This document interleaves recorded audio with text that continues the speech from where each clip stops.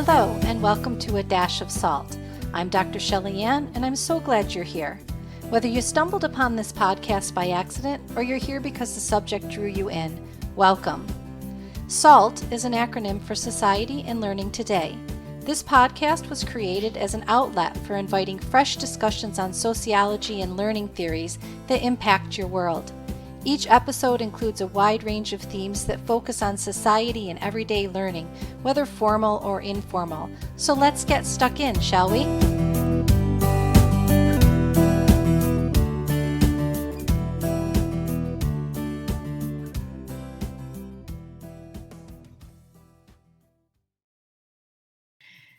Welcome to A Dash of Salt. Today I'm joined by Donna Price.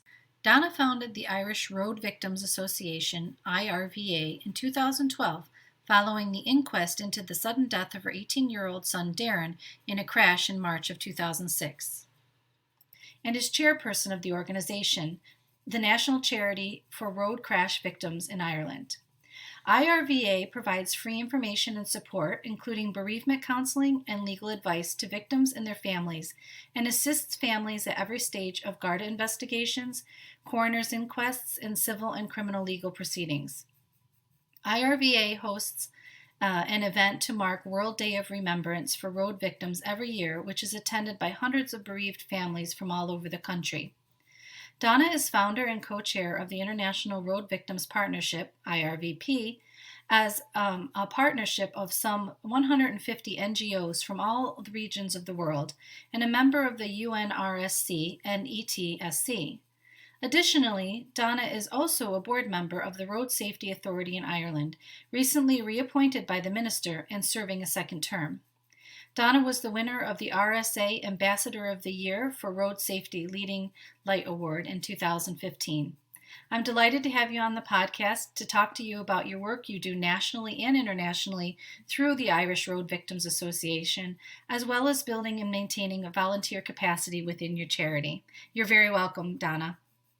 Thank you, Shelley, and thank you for inviting me onto your show. So we're going to start right off here. Can you tell us a little bit about, a little background about yourself and some of your own experiences that prompted you to start the Irish Road Victims Association? Well, I'm a mother of 4 children, and very sadly, on the 30th of March 2006, I got the telephone call that every parent dreads. Yeah. A call from An Garda Síochána, the National Police Service here in Ireland, to tell me that my son had been involved in a fatal collision. Darren had left our home that morning at about 7 o'clock in the morning on his way to college in Athlone, where he was an engineering student. And while en route to college, he was in a collision with a HGV and was killed instantly. And the news received that day really shattered our whole lives. My other children were close in age to Darren. Darren was only 18 years of age, and his elder brother Mark was only 19, and my younger children were 14 and 11. And this was our first real experience of a death in the family. My own parents are still alive. So for that experience to be the death of your own child, it really did destroy me, I have to say. It was like a grenade going off inside your whole being. So we were left then to pick up the pieces of our lives and try to carry on. You know, I had to be strong for my other children. Firstly, they were all in college and at school. And I myself was studying law at the time in Dublin. And I was actually en route to college when I got the news in my car from the police service. It's every parent's worst nightmare. But I not only had to deal with the sudden, violent and traumatic death of my own child in that crash, but also I was thrown into dealing with the legal processes which followed. And I suppose that helped. It really re-traumatized us, I think. That process lasted for 6 years. The inquest into my son's death, the coroner's inquest, was 6 years later, in March 2012. And it was as a result of that experience that I went on to set up the Irish Road Victims Association. because I felt that during that 6-year period, there was no support for families. You had to deal with the Gardaí and their investigation into the crash.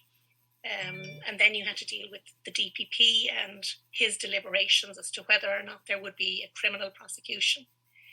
And then finding that there was to be no prosecution into my, of the driver responsible for my son's death. We then had the coroner's inquest. And that was a very restricted hearing. I thought that was going to be the public hearing into my son's death. I thought all of the facts were going to be laid on the public record. But in fact, that wasn't the case at all. It was a very restricted hearing into the where, when, and how my son had lost his life. We knew that on day one. I shouldn't have had to wait 6 years to have that hearing. I knew that he had been killed in Tyrrell's Pass as a result of a road traffic collision on that date.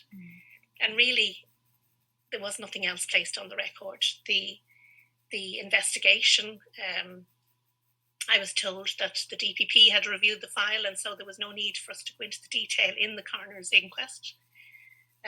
But those deliberations with the DPP are behind closed doors, and the families are very much on the periphery of that process. So during that 6 years, I was left tormented, wondering what could have caused the collision in which my son lost his life. And I don't think that that's fair. I think it helps to compound the grief of the bereaved. And so we're trying to change that in the Irish Road Victims Association, while providing support, much needed support and information for the families who find themselves in the same position as I found myself in. And so, the Irish Road Victims Association was set up in 2012 following that inquest into my son's death. And we're still very active now and helping families who are similarly affected. I can imagine that. I can't imagine, I should say. First of all, I know that loss is never anything that lessens with time, and I'm very sorry for your loss. But I can't imagine how hard that must be not to be able to feel like you have any type of closure whatsoever, with that, and to be refused the ability to have that look, or to have, your own attorneys, be able to kind of look over those types of things as well, and have other people make decisions on the behalf of yourself and your family, and in the death of your son. So I understand why, it was so important for you to feel that there's other families that must be supported by, something like this, so that they don't have to go through the same experiences that you did. Absolutely, Kelly. And I felt, I found myself out of time. Statute barred, for instance, for a civil case. You have to take the case within 2 years of the date of the crash. I didn't know that. There was nobody there to tell me. And so we were statute barred. And I think families still to this day find themselves in that position. So unless they come in contact with our organisation, they're not aware, first of all, of our existence. And we have to try and make sure that they are aware of our existence, and that they come to us speedily so that we're in a position to help them. Because once the coroner's inquest is over, the Garda role is finished. And so, if, for instance, they want information regarding the investigation, it's too late. So we want the Gardaí to give the families the information prior to the inquest, so that families are informed and can play an active role in that hearing. They'll be prompted to ask questions of the police regarding the investigation and all of that, so that they can live with even if there's no prosecution, I can live with that once I know the facts. I need to know the circumstances surrounding my loved one's death. It's very painful if we're always wondering, unable to sleep at night because we don't know those details. So that's why it's so important that families are given that information and that support when they most need it. Yeah, I can certainly see why, again, it's so important to have this type of organization to represent victims of road traffic collisions. And also, as you said, the importance of getting the word out so that people know and are aware that there is somebody that can, there is a group, an organization that can support them, be there with them, stand beside them. And also for many, I'm, both yourself and probably many of your volunteers, have had even those experiences themselves and can say, not only can I stand beside you and support you, but I can empathize with you as well, because we've been there, and we don't want you to go through that same type of, carry that same burden. What kinds of supports specifically does the Irish Road Victims Association provide for families? Well, we cover the cost of bereavement counselling. We're not counsellors ourselves, but families can choose a counsellor, and the service is available nationwide, and we will cover the costs through our own fundraising activities to provide that service for them. We also provide free legal advice. We have a barrister who helps us there. So if families are in need, they're coming up to the inquest, or while they're dealing with the Garda investigation or the DPP, he is there to provide that legal advice to them. Other than that, it's a listening ear, peer support. Sometimes that's all families need, just to be able to pick up the phone and speak to somebody who understands, somebody who has been through it themselves. And we're non-judgmental. We treat everybody equally, and the service is available to everybody, regardless of where the crash occurred, or culpability for that crash. Once you're bereaved in a road crash, we're there to support you.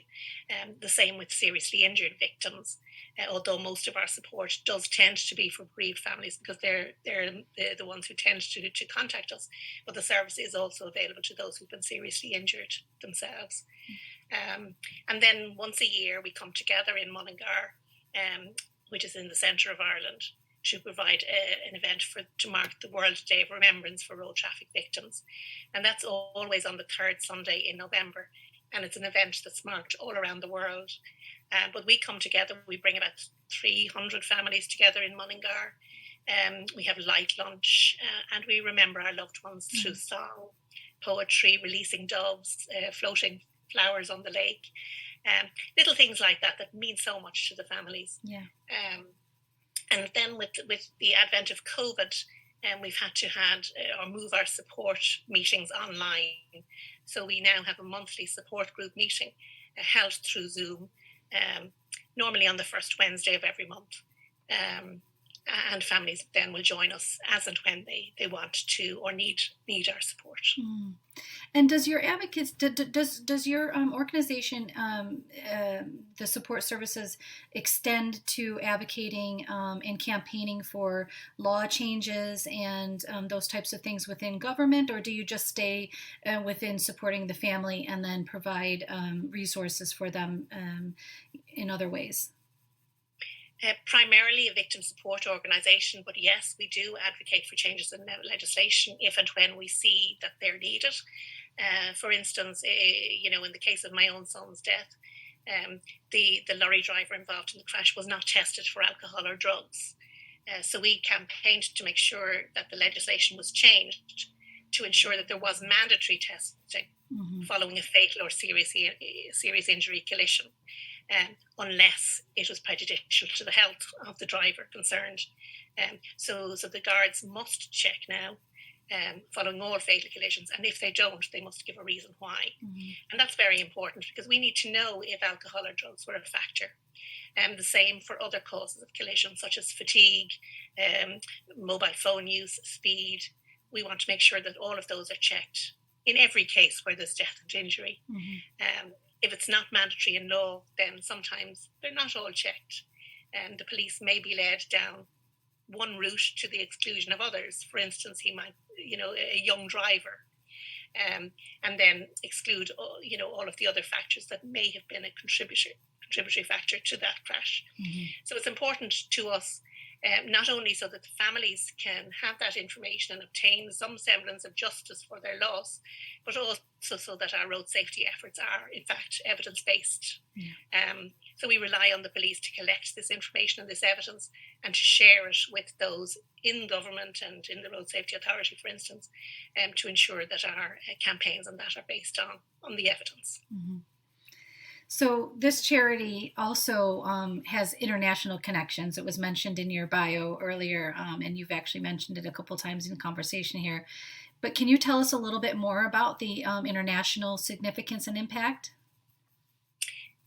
Yes, I suppose what I found over the years was in dealing with NGOs all around the world, our problems were the same, although on different levels.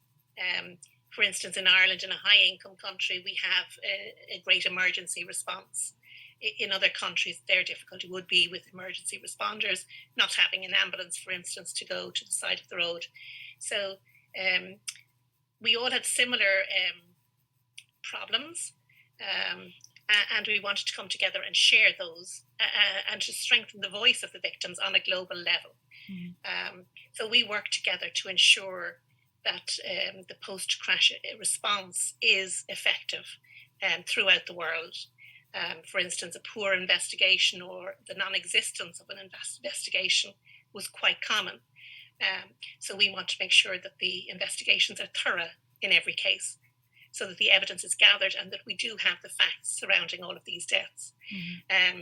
It was a shock to me to find the level of devastation. It's something that I don't think the man on the street is aware of, that we're killing 154 people every hour on the roads of the world, 3,700 people every single day. Yeah. That's a huge human catastrophe. That we hear very little about. You know, how many airplanes is 3,700 people every single day? Right. And yet, if there's an airplane crash, it's in the news for months. But we hear very little about these deaths. Why? Because they tend to be individual tragedies, like my own, with the family left alone to pick up the pieces and deal with the horrific consequences and the aftermath. So support was vital. And I suppose the world is a much smaller place now. So no matter where in the world the crash occurs, we can get help to the victim. And, you know, we can transcend language barriers and all of that. You know, with technology and all now, we can provide information and support to anybody who's affected. So really there's no need for anybody to feel isolated and alone. And I feel that was the worst feeling of all. Yeah. You know, that you really did feel isolated and alone. And there was nobody to help. And nobody really understood what you were going through. I felt that even amidst my own family. You know, while they felt they understood, they really didn't understand. Yeah. You know, and may have questioned why I would do this work. It was never going to bring my child back. But having experienced this, we are compelled to try to do something, to try to prevent it happening to others, because these are not incurable diseases. Right. We know the causes: speed, distracted driving, bad roads. We know the causes, and we have to do more to try to prevent them. Yeah. And every single person can do their little bit to try to make the roads safer for all of us. So I always felt if I could just get to one person, to get them to change their driving habits, to prevent one death, it was worth all of the effort, because I know the utter devastation that just the loss of my own son caused. Not only in our family, but in the whole community. He played basketball for Ireland, and he was a great footballer here in Westmeath. So his team were devastated at the time. The whole community, I remember the front page of the newspaper was, you know, the town was in mourning. It was really a huge shock to a lot of people. Yeah. And it's something that we will never get over. Our lives have been completely upended. It's something that you never recover from. And, you know, we'll always miss Darren, and I do this in his honour, you know, and it's worth it. Yeah. I think, So I'm familiar with, you know, living in Ireland for 5 years. I'm familiar with some accidents, some road accidents that had occurred that were publicized because they dealt with international people who were there either visiting I think with the two that I can think of specifically, one rather recently and the other one just a few years ago, they were families that were visiting from other countries. And do you guys come alongside and assist and reach out to the families in situations like that where they're not actually sure even how to navigate these types of scenarios within a different country than where their family members are living? Absolutely, Shelley. And I have assisted families from abroad already. I picked up families from France and that coming over for the death of their son. I picked them up from the airport and helped them as much as I could, visited the police with them. Again, language was a difficulty there. But yes, we do. We assist in any way that we can. It doesn't matter where you live or where the crash occurred. So we have Irish families where their death might have occurred in Australia, but they're also welcome to come to our organisation, the same as those who live abroad and the crash happened here. But we don't approach families directly. We wait until the time is right for them to approach us. And so we rely on the police to give our literature to each of the families affected. And we're assured that they do. Families may be slow to come to us, though, for whatever reason. For months on end, you're in shock, numbed. You may not even be able to pull yourself out of bed. So it is very important that they do have somebody to represent them or to try and get the information for them during those trying times. Because during that period, they may find that they become statute barred, as I said. I thought nothing was going to happen until after my inquest, for instance, into my son's death. But that was 6 years after the crash, well outside the time you're allowed to take a civil case. So in the event that there's no criminal prosecution, that was my only opportunity to have a hearing of the circumstances surrounding my son's death, and I was deprived of that because I was statute barred. So it is really important, and we would encourage families, even if they don't feel able to ask the questions themselves, to appoint somebody to do it on their behalf. Because it is important to ask the police, the questions that you need answered.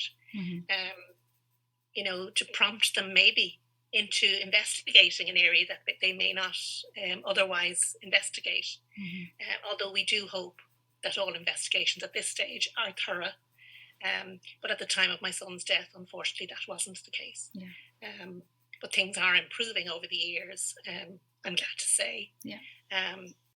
You obviously have a good network internationally where you can reach out to the other organizations when there is something that happens internationally, whether it's people visiting Ireland or living in Ireland that are from other countries, or Irish families, bereaved families having to deal with those types of things in other countries. It sounds like your organization is looked at, your association is looked at as is not adversarial to the guards, to the law enforcement authorities.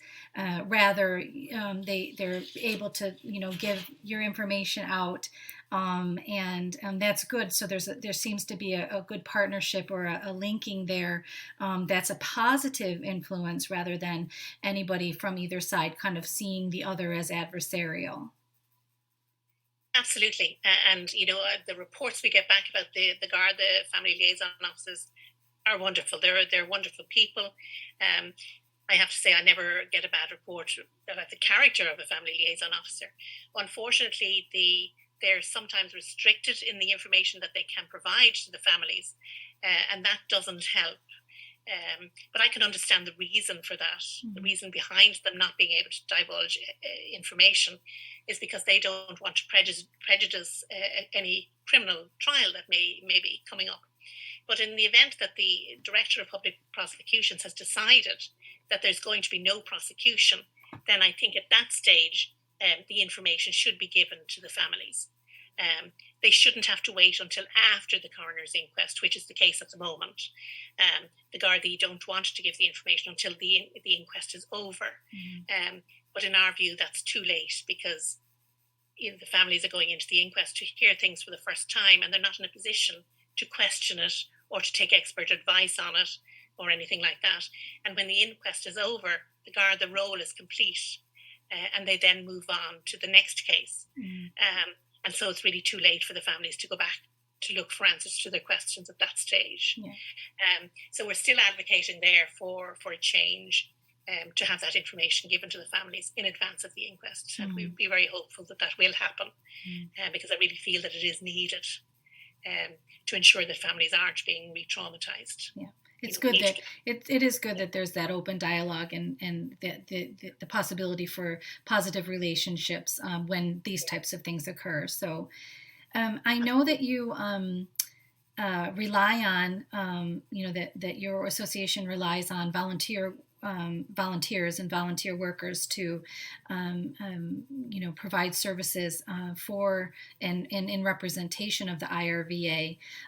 What kinds of volunteer work do your volunteers do? And, in your opinion, why do they volunteer? We're all volunteers in the Irish Road Victims Association. Most of us have been affected, as I have been. We've lost a loved one on the road, be it our son, our daughter, a sibling, a husband, or a wife. And we've all been compelled to act, to try to prevent, first of all, these deaths occurring at all. So we do, raise awareness for road safety and do our bit there, and also advocate for changes in legislation as they're needed.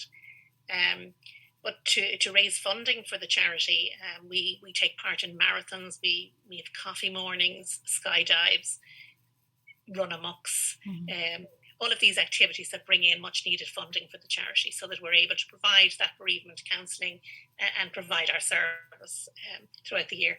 So we don't rely on any government funding or anything, so we're completely independent, and we can get by on very little money. Any monies that we collect are used, not to pay our salaries or anything like that, but they go to providing the services in the organisation. As a small charity, how do you manage volunteers when people reach out to you and say, I'd really like to volunteer, whether it is to raise funds or to help out at one of your events or those types of things? How do you go about managing your volunteers? Well, we welcome any help that we can get, certainly for fundraising, and anybody who wants to join us in advocating for changes in legislation or to provide expertise that they might have, such as the barrister who's come on board to provide free legal advice.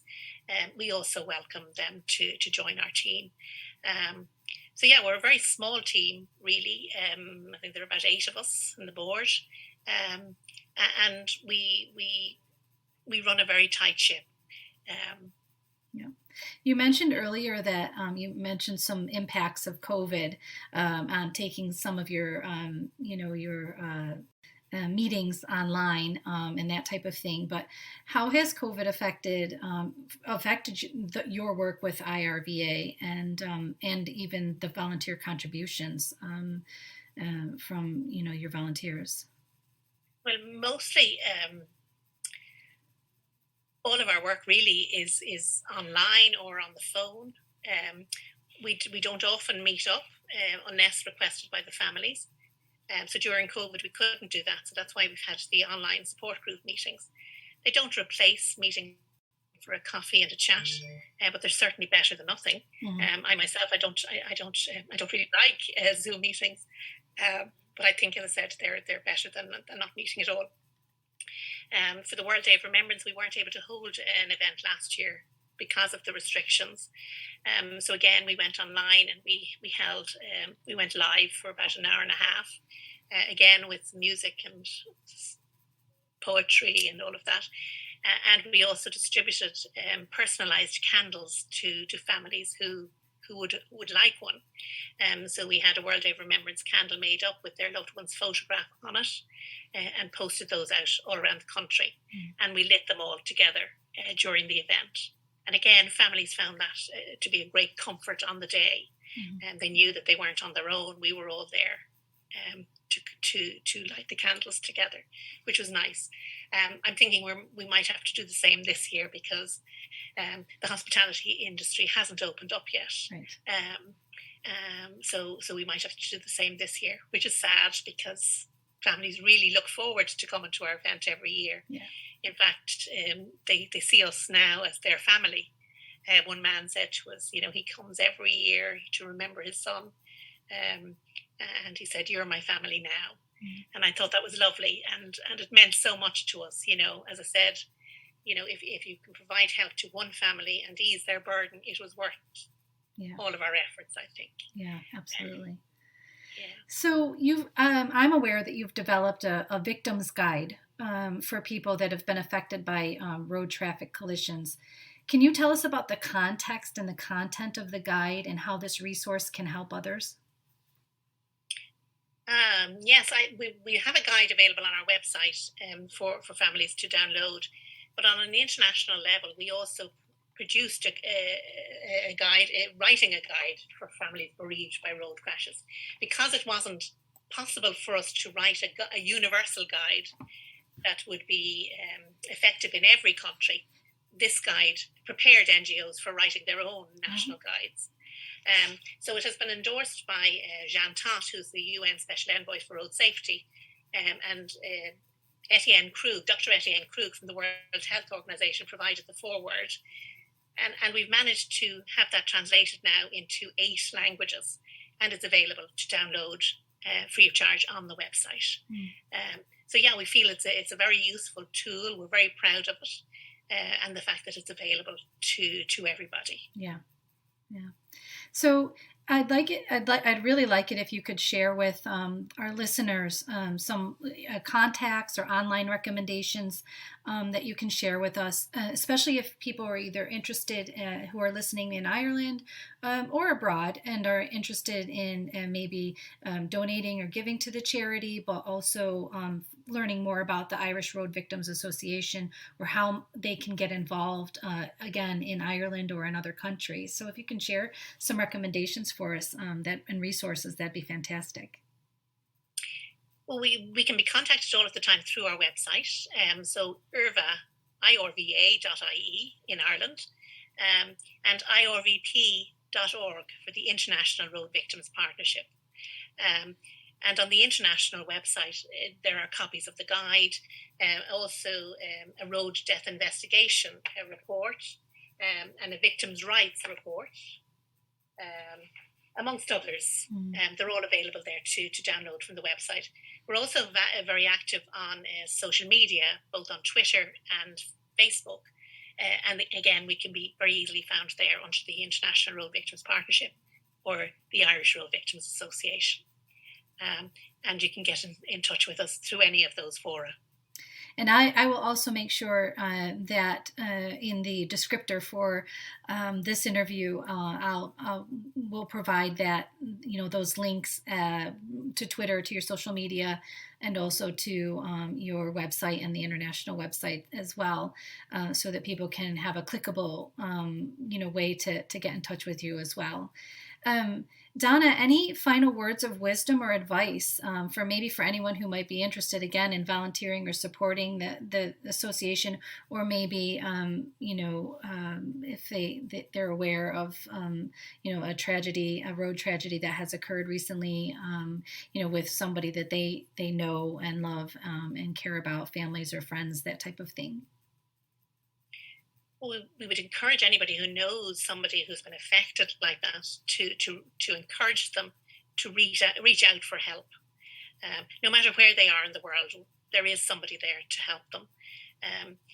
If it's our own organisation here in Ireland, to reach out to the Irish Road Victims Association, or any organisation within the partnership. There are 150 organisations within the International Road Victims Partnership, and we have a reciprocal arrangement. So just like IRVA will provide support to families from America who are affected, or Australia who are affected, or any country who are affected, all of our NGO members will do likewise if the crash occurs in their country.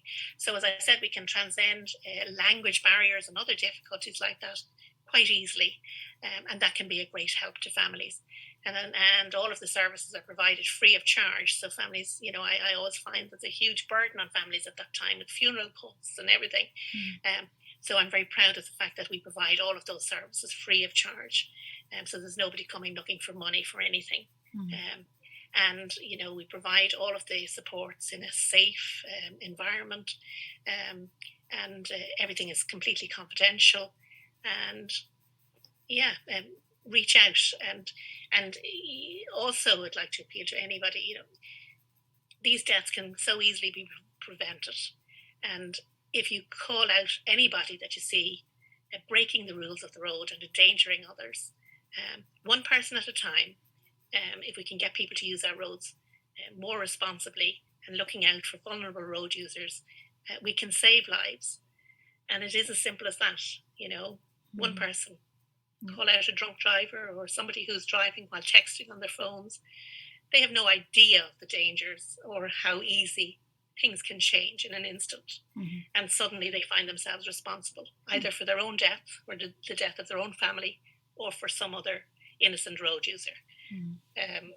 And really, it's unforgivable when we know the causes of these deaths, not to do something to try to prevent them. Right. Because it is a huge, huge human tragedy. As I said, 1.365 million people every year are killed, and it's estimated 50 million more are seriously injured and left with life-altering injuries, and left to pick up the pieces for the rest of their lives. And what do you hope for the future for the association? It's been a long time since you started through this process and started the organization and that type of thing. So what do you hope for the future? I really hope for a time when our organization won't be needed, when deaths on the road are a thing of the past.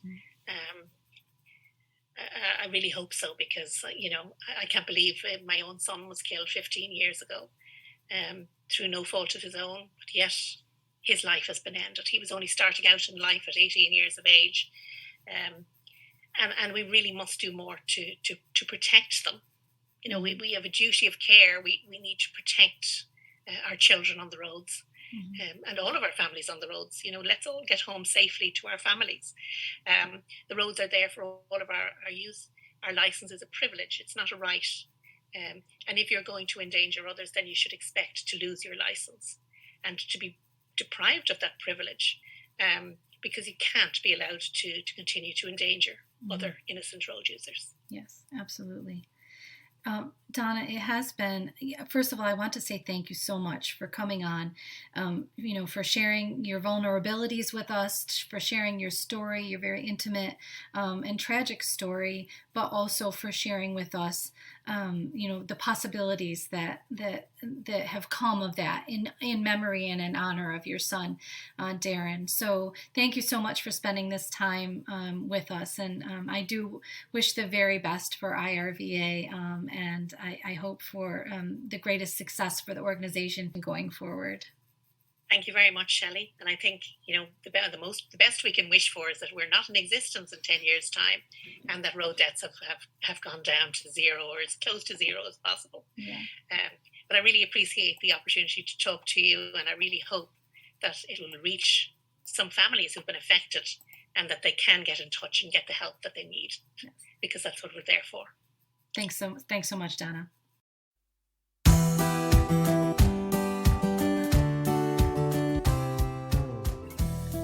I hope that you've enjoyed this discussion on A Dash of Salt, a space where you'll always find fresh and current discussions on society and learning today, seasoned with just the right touch of experts in education and a dash of sociological imagination. Please be sure to like and share this episode, and don't forget to subscribe to A Dash of Salt on Podbean so that you don't miss the next episode. Thanks so much, and we'll chat again soon.